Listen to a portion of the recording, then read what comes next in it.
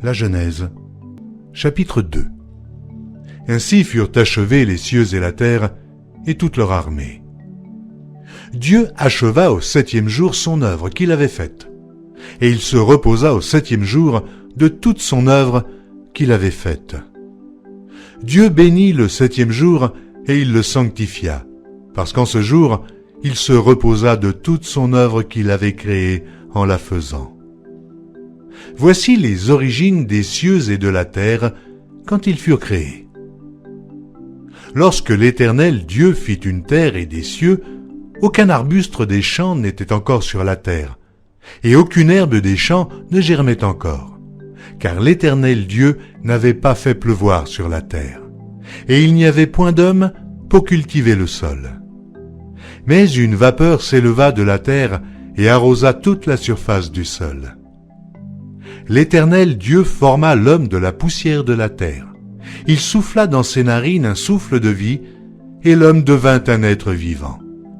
Puis l'Éternel Dieu planta un jardin en Éden du côté de l'Orient, et il y mit l'homme qu'il avait formé.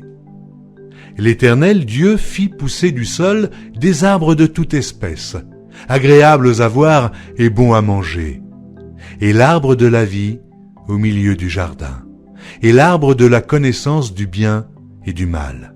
Un fleuve sortait d'Éden pour arroser le jardin, et de là, il se divisait en 4 bras. Le nom du premier est Pishon. C'est celui qui entoure tout le pays de Havila où se trouve l'or.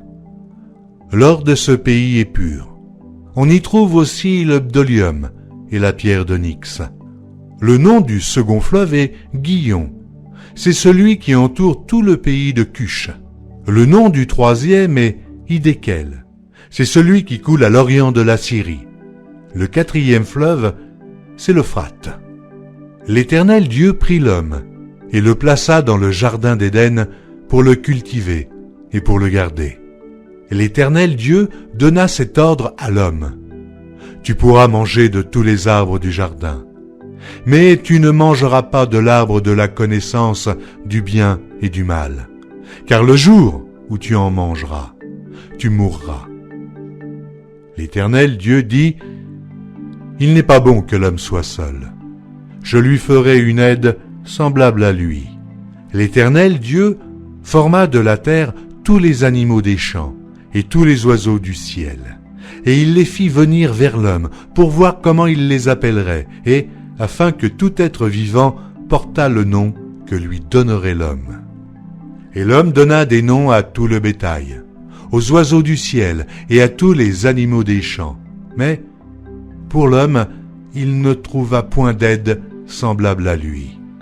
Alors l'Éternel Dieu fit tomber un profond sommeil sur l'homme qui s'endormit. Il prit une de ses côtes et referma la chair à sa place.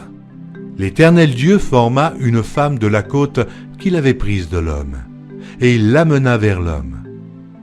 Et l'homme dit, « Voici cette fois celle qui est os de mes os et chair de ma chair. On l'appellera femme, parce qu'elle a été prise de l'homme. C'est pourquoi l'homme quittera son père et sa mère et s'attachera à sa femme, et ils deviendront une seule chair.